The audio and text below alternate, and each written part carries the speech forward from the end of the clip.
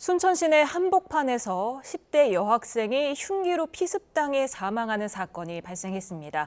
경찰은 묻지마 범행 여부를 조사 중입니다. 그런가 하면은 광주에서 뺑소니 사망 사고를 낸 30대가 이틀 만에 서울에서 붙잡혔습니다. 경찰에서 음주운전 사실도 인정을 했는데요. 관련 내용을 김성수 변호사와 짚어봅니다. 어서 오세요. 안녕하세요. 네, 일단 어제 전남 순천에서 10대 여학생이 숨지는 안타까운 사고, 정말 끔찍한 일이 벌어졌습니다. 사건 개요를 좀 정리해 주시죠. 예, 26일 새벽 이제 0시 44분경입니다. 이 전남 순천에 있는 그 한 도로에서 이 친구를 배웅해주고 돌아가고 있던 10대 여고생이 이 30대 남성으로부터 흉기 피습이 되는 그런 사건이 있었습니다. 그리고 이 당시에 이 인근에 있던 목격자가 이 싸움을 하는 것인 줄 알고 싸움을 말리려고 다가오니까 이 남성이 도망갔습니다. 현장은 이제 이탈을 했는데, 그리고 나서 이 목격자가 상황을 보니까 이 여성이 이제 공격을 많이 당한 상태였고, 이게 저 남자 알아요? 이렇게 했더니 모르는 사람이다라고 하고, 아저씨 저 좀 살려주세요라고 한 다음에 의식을 잃었다고 합니다. 그리고 이 피해 여성이 병원으로 옮겨졌지만 사망에 이르렀던 그런 상황이고, 그리고 오전 3시경에 이제 다른 사건으로 신고가 들어옵니다. 이 만취한 사람이 시비를 걸고 있어서 이와 관련해서 경찰에 출동을 했는데, 거기서 이 시비를 걸고 있는 이 사람이 지금 현재 이 흉기로 피습을 했던 이 남성이었던 거죠. 그렇다 보니까 일단은 경찰에서 이 남성의 신원을 확보를 하고 이제 추가적인 사건의 이 경위를 조사하고 있다는 소식입니다. 예. 지금 관련 영상도 저희가 보여드렸는데 실루엣만 보이지만 아주 좀 끔찍하고요. 가해자는 어떤 사람으로 특정됐습니까? 예, 일단은 현재 이 CCTV에 나왔던 남성으로 특정이 된 것이고, 그리고 현재 이 경찰에서 이 남성의 동선을 CCTV를 통해서 확인을 하고 있는 것 같습니다. 그런데 이 사건이 있던 현장 인근에 있는 식당에서 이 자신이 운영하고 있는 식당이었던 것 같습니다. 예. 이 식당에서 혼자 술을 마시고, 그리고 식당에서 흉기를 가지고 나와서 이런 범죄를 저질렀다고 하고 있고, 그리고 나서 이후에 근데 이 흉기 자체는 주차장에다가 이제 또 버리는 것으로 확인이 되고 있거든요. 그렇다 보니까 이와 관련해서 일면식이 없는 사람이 맞는 것인지, 아니면 어떤 관계가 있는 사람인지, 이런 부분까지도 좀 파악을 하기 위해서 일단은 뭐 통화 내역이라든지 그리고 흉기 감식 이런 부분들을 진행하고 있다고 합니다. 네, 일단은 뭐 피해자는 모르는 사람이라고 했으니까 묻지마 범죄일 가능성에 이제 경찰은 무게를 두고 수사를 하고 있는 것 같죠?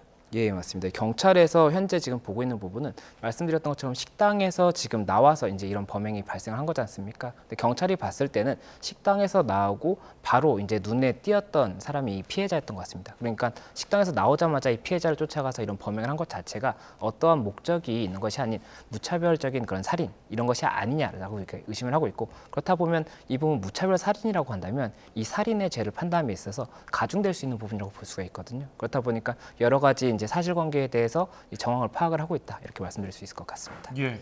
자신의 식당에서 술을 마신 다음에 흉기를 가지고 여학생에게 접근을 한 건데 이게 술을 많이 마셨다고 본인이 이렇게 얘기를 한 것으로 알려져 있는데, 조금 전에 영상을 보면은 주차장에서 달려가는 모습 보면은 술에 취한 사람이 맞는가?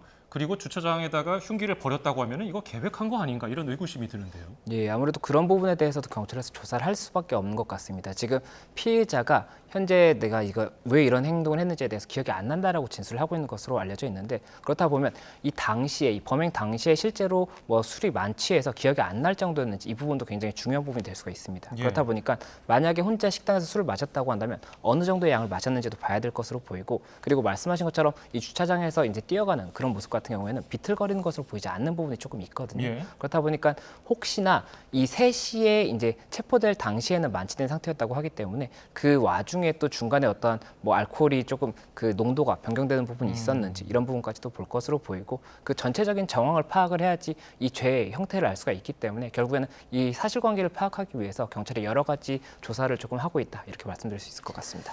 식당을 얼마나 운영했는지는 잘 모르겠지만 어쨌든 계속 그동안 식당을 운영해 왔었는데 갑자기 이렇게 흉기로 여고생을 찌르고 또 지나가던 행인에게 또 시비를 붙었는데 범행 동기 혹시 진술한 게 있습니까? 아직까지 범행 동기에 대해서 진술한 부분은 없는 것으로 보이고, 지금 기억이 나지 않는다고 진술한 것으로 알려져 있기 때문에, 그렇다면 왜 범행 동기를 했는지도 당연히 진술할 수가 없었겠죠. 그렇다 보니까 일단은 진술을 여러 가지로 좀 확인을 하고 있는 것으로 보이고, 지금 현재 이 핸드폰 포렌직이나 이런 걸 통해서 혹시나 뭐 지인이었다든지 아니면 지인의 지인을 뭐 이렇게 공격한 것이라든지 이런 부분이 있을 수가 있지 않습니까? 그래서 여러 가지 가능성을 두고 있는 것으로 보이고, 지금 현재 이제 시신에 대해서도 이 감식을 진행을 하고 있다고 하거든요. 그렇다 보니까 시신에 자신의 이런 부검이나 이런 결과를 통해서도 이 전체적인 조금 경위가 어떻게 되는지가 좀 확인되지 않을까 생각이 듭니다. 예.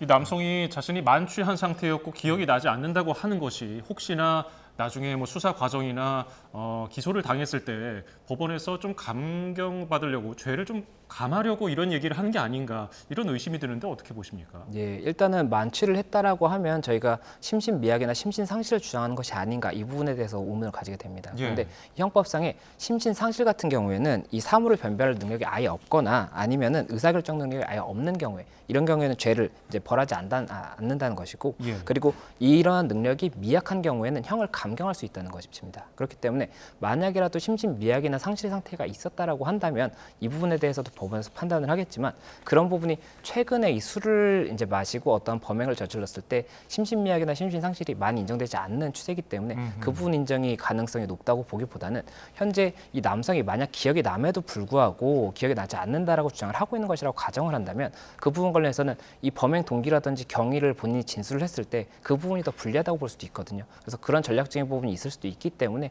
경찰에서 사실관계를 확인을 하는 것이고 뭐 핸드폰이나 이런 부분에서 어떠한 범행의 동기가 나올 수도 있지 않습니까? 그렇게 된다면 그 동기를 통해서 이 사실관계를 좀 짤 수가 있을 것이기 때문에 그런 부분들 전체적으로 좀 추적을 하고 있다 이렇게 말씀드릴 수 있을 것 같습니다. 네, 경찰 지금 살인 혐의로 구속영장을 신청하고 조사 중입니다.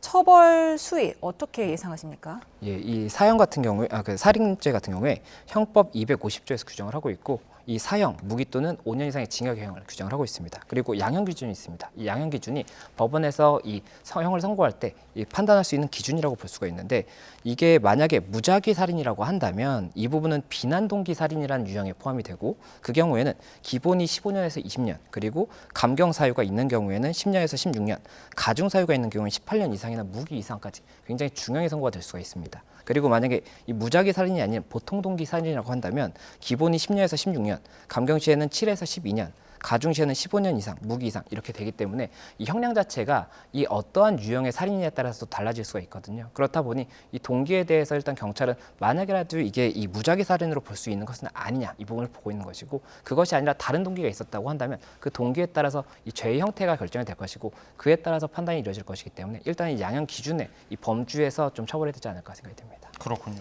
자, 다음 주제도 살펴보겠습니다. 이 사건도 참 참담하기 그지없는데요. 광주 도심에서 고급 외제 차량을 몰다가 오토바이를 쳤는데 도망가 버렸습니다. 근데 붙잡혔죠, 지금은. 근데 도망갔다가 휴대전화도 끄고 현금 결제만 이용했단 말이죠.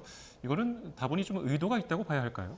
예, 이 부분도 굉장히 많이 보도가 됐던 사건입니다. 이제 24일 오전 3시 11분경에 광주 서구의 화정동에 있는 한 도로에서 이 외제 승용차가 오토바이를 추돌을 합니다. 추돌을 했고 이 오토바이에 당시에 이제 남성 한 명, 여성 한 명 이렇게 이제 타고 있었는데 예. 여성은 사망을 했고 남성도 굉장히 중상해를 입은 상태란 말이죠. 그런데 이 차량이 추돌한 후에 이게 서서 뭐 구호 조치를 한다든지 이런 것이 아니라 500m 정도를 더 운행한 다음에 도주를 하는 모습이 다 CCTV에 파악이 됐거든요. 그렇다 보니까 이 남성에 대해서 처벌이 필요한 부분이었는데 이 당시에 이렇게 도주를 현장에서 했지 않습니까? 그리고 나서 행방이 묘연해진 겁니다. 그래서 수사기관에서 이 행방을 찾기 위해서 여러 가지 시도를 했는데 말씀하신 것처럼 이 남성이 핸드폰도 꺼두고 그리고 또 휴대전화나 뭐 이런 걸 사용하지 않으면 이제 위치 추적이 안 되거든요. 예. 그리고 그런 상황에서 현금만 쓰는 겁니다. 이 신용카드를 사용한다면 신용카드 사용 내역을 통해서 또 이제 위치를 확보할 수가 있는데 그런 부분이 없다 보니까는 조금 고의로 이런 조금 도망을 하려고 했던 것이 아니냐 이런 의심을 받고 있는 상황이고 또 지금 얘기가 나오는 것 중에는 이 남성이 인천공항까지 갔던 부분도 CCTV 통해서 확인이 됐다고 하거든요. 그렇다 보니까 해외로 또 도주하려고 했던 것은 아니냐 이런 여러 가지 의심이 되다 보니까는 이에 대해서도 일단 경찰에서는 사실관계를 파악하고 있다 이렇게 지금 이야기가 나오고 있습니다. 네, 경찰도 뭐 영수증을 통해서 술을 마신 정황을 확인을 했고 이 사람도 지금 경찰 조사에서 술을 마셨기 때문에 사고를 인지하고 있었지만 경찰 사이렌 소리를 듣고 무서워서 달아났다 이렇게 말을 하면서 이제 음주운전 사실을 인정을 하긴 했거든요. 근데 지금 만 이틀이 지난 시점에서 이렇게 검거가 됐기 때문에 경찰이 뭐 위드마크 공식을 적용한다고는 하지만 이게 제대로 나오겠습니까? 혈중 알코올 농도가? 예, 저희가 과거 사례에서도 여러 차례 말씀을 드렸던 부분인데 현재의 판례상은 음주운전이 이제 도로교통법상의 이제 처벌 규정이 있거든요. 이 도로교통법상에 148조의 2 사망에 따라서 이 음주를 하고 운전을 한 경우에 처벌이 되는 규정이 있습니다. 그런데 이 경우 같은 경우에는 이 혈중 알코올 농도가 명확하지 않다라고 한다면 음주운전을 했다는 자백이 있다고 하더라도 무죄가 선고된 사례가 있거든요. 예. 그렇다 보니 이번 같은 경우에도 혈중 알코올 농도를 미드마크 공식을 통해서 이게 추산을 한다고 하더라도 이 재판부에서 유죄를 인정할 수 있는지 이 부분에 대해서는 조금 여러 가지 좀 의견이 갈리는 것 같습니다. 그리고 현재 그 외에도 특가법상의 도주치사상이 사실은 가장 중요한 죄라고 볼 수가 있거든요.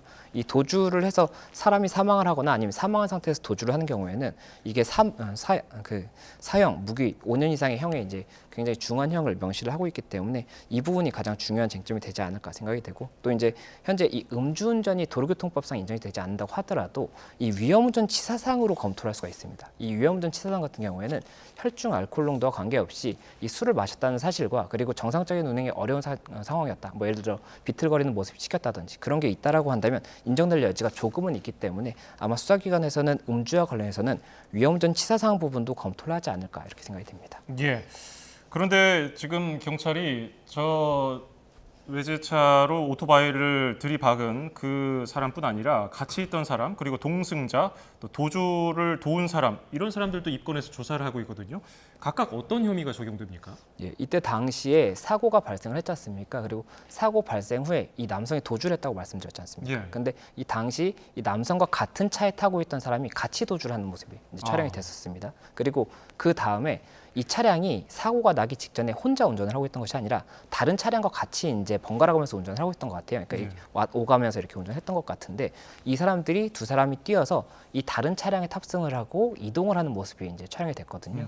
그렇다 보니까 이 차량을 통해서 이동을 해준 사람 그리고 또 같이 도망을 갔던 사람 이 두 사람에 대해서 일단 경찰에서는 범인 도피죄를 검토를 하고 있는 것으로 보이고 그리고 아마 이 굉장히 난폭하게 운전을 했다라고 이야기가 나오고 있기 때문에 이 난폭 운전 같은 경우에는 도로교통법상에 또 처벌 규정이 별도로 있습니다. 151조에 2에 있기 때문에 이 부분도 검토가 되지 않을까 생각이 되고 또 만약이라도 이 도주치사상이라든지 이런 부분에 관해서 관여된 부분이 있다라고 한다면 그 부분까지도 검토를 할 수가 있기 때문에 일단은 경찰에서 조사를 하고 사실관계를 확정한 다음에 죄명을 조금 확정하지 않을까 생각이 됩니다. 그러니까 이 마세라티 운전자, 사고를 낸 마세라티 운전자가 앞서가던 지인, 그러니까 벤츠를 몰던 지인과 추격전을 벌이다가 이런 사고를 낸 거죠? 예, 맞습니다. 지금 CCTV 영상을 봤을 때는 굉장히 그런 모습으로 보이는 부분이 있고 그리고 굉장히 난폭하게 운전을 했다라고 합니다. 뭐 경적도 울리고 신호를 위반한 것 같은 그런 모습도 보이다 보니까는 이 부분 관련 사고의 원인 자체가 이렇게 위험한 운전을 해서 발생한 것이 아니냐 이런 이야기가 나오고 있고 그리고 또 음주를 한 것이 아니냐는 이야기까지 나오고 있기 때문에 이에 대해서 여러 가지로 좀 비난 가능성이 높은 사건이 아닌가 생각이 됩니다. 예. 저희가 이런 사건 사고 전해드리다 보면은 구속영장을 이제 발부받을 때 가장 법원에서 신경 쓰는 게 도주 우려, 증거인멸시도 아니겠습니까? 전화도 꺼놨고 자기의 흔적을 남기지 않으려고 카드 사용도 안 했단 말이죠. 그리고 인천공항으로 이제 갔던 것은 이제 해외 도피를 하지 않았냐 이런 의혹도 있는데 나중에 구속 여부를 따질 때 이게 분명히 작용을 하겠죠. 예, 현재 지금 이 남성에 대해서는 영장 신청이 들어가 있는 상태이고 이제 예. 곧 실질 심사가 있을 겁니다. 그런데 말씀하신 것처럼 이 영장 심사를 판단함에 있어서는 도주의 우려라든지 증거인멸 우려를 가장 중요하게 보는데 현재 이 남성 같은 경우에는 도주를 한 것으로 보이는 정황이 굉장히 명백하지 않습니까? 그렇다 보니까 도주의 우려를 이유로 해서 아무래도 구속될 가능성이 높지 않을까 이렇게 좀 예상이 됩니다. 근데 지금 그 마세라티도 그렇고 지인이 운전한 벤츠도 그렇고 각각 다른 법인 소유 차량인데 경찰은 대포차라고 의심을 하고 있죠? 예, 맞습니다. 지금 현재 이 사고가 난 것이 광주지 않습니까? 그런데 이 차량들이 회사 차량이고 회사들이 다 서울에 소재하는 회사라고 합니다. 네. 그렇다 보니까 지금 현재 경찰에서는 이 부분 관련 뭐 다른 범죄 상황까지도 있는 것은 아닌지 의심을 하고 있는 상황이고 이 남성들이 왜 광주에 있는데 서울 소재의 이 회사 차를 타게 됐는지 그리고 왜 각각의 회사가 다른 것인지 이런 부분까지 확인을 하고 있고 또 이렇게 굉장히 고가의 차량이지 않습니까? 그렇기 때문에 이 남성이 어떻게 이런 고가의 차량을 타게 된 것인지까지도 경위를 파악하겠다 이렇게 지금 이야기가 나오는 것 같습니다. 지금 그 마세라티 차량 운전자가 사실은 소재지도 허위로 등록을 했다고 하고요. 그리고 벤츠를 탔던 지인이 대포폰을 건넸다고 하는데 굉장히 의심스러운 부분이 많은 대목입니다. 사실 일반인은 대포차나 대포폰을 구할 엄두도 내지 않거든요. 어떤 그렇죠. 사람들입니까, 이 사람들? 맞습니다. 이 대포차나 대포폰 같은 경우에는 저희 일반인이 어떻게 구하는지도 알 수 없습니다. 그렇다 보니까 대포 차량이라든지 대포폰을 만약에 사용한 것이 맞다라고 한다면 이 부분 관련해서 어떠한 다른 범죄를 할 가능성이 굉장히 높은 사람들이라고 예상할 수가 있거든요. 그렇다 보니까 경찰에서도 이 사람들이 어떠한 일을 한 사람들인지 이런 것들을 확인을 하고자 하는 부분이 있는 것이고, 만약에 그 부분 관련해서 불법적인 부분이 있다라고 한다면 이에 대해서도 추가적인 수사가 이루어지지 않을까 생각이 듭니다. 예, 대포 차량을 이용해서 인명피해, 사망하는 인명피해까지 났단 말이죠. 처벌 수위에는 뭐 다른 점이 있습니까? 예, 일단은 뭐 대포 차량을 사용했기 때문에 이 부분 뭐 이 사고가 발생했다라고 한다면 그 부분 관련 뭐 가중되는 사유가 있을 수가 있겠지만, 그렇지가 않다라고 한다면 대포 차량이나 대포폰을 사용한 부분은 별도의 처벌 규정에 따라서 처벌이 되는 것이고, 이번 사고에 대해서는 이번 사고만 가지고 이제 판단이 될 것입니다. 그리고 이번 사고를 판단함에 있어서는 일단은 뭐 난폭 운전을 했다는 사실이라든지 이런 전체적인 경위가 가중되는 부분이 있을 수가 있는 것이지, 대포 차량이라는 것만 가지고 뭐 가중 사유가 된다든지 이렇게 보기는 좀 어려울 것 같습니다. 몇 년형이 나올 것으로 보십니까? 굉장히 중한형이 선고될 여지가 있지 않을까 생각이 됩니다. 도주치사상 같은 경우도 굉장히 중한형이 선고가 될 수가 있고, 특히나 이제 피해자가 2명이고 중상해란 말이죠. 또 나머지 1명 같은 경우도 그렇기 때문에 그 부분 관련 좀 중한형이 나오지 않을까 예상이 됩니다. 예. 자, 마지막 주제도 살펴보겠습니다. 불법 주식 거래로 실형이 확정된 청담동 주식부자 이희진 씨 사건, 아마 시청자 여러분들도 많이 기억을 하는 인물일 것 같은데, 검찰이 122억 상당의 추징금 전액을 환수 조치했다고 하거든요. 이게 어떻게 가능했습니까? 예, 이 이희진 씨 같은 경우가 이 2014년 7월부터 2016년 8월까지 이 금융투자업을 이제 하려면 원래 인가를 받아야 됩니다. 그런데 인가를 받지 않은 투자 매매회사를 설립을 하고, 그리고 이 주식을 이제 매매를 하는 겁니다. 그래서 1,700억 원 상당을 매매를 했고, 시세 차익은 이제 130억 정도 이제 이득을 얻었다, 이렇게 본 부분이 있었고, 예. 또 그리고 뭐 원금과 투자 손실 뭐 관련해서도 또 여러 가지 이런 범죄 혐의가 있어서 재판이 이루어졌었고, 2020년 2월 12일에 이제 확정이 됐었는데, 당시에 확정된 형이 징역 3년 6개월, 그리고 벌금 100억 원, 그리고 추징금이 122억 6,700만 원 이렇게 됐었습니다. 그런데 이 부분 관련 추징금이라는 것은 이 범죄로 얻은 이 수익이라든지 이런 부분을 몰수를 하지 못하는 경우에 이제 추징을 하게 되는 거고, 추징금이 이렇게 이제 되면 이 검찰에서 이 부분을 추징을 해야 됩니다.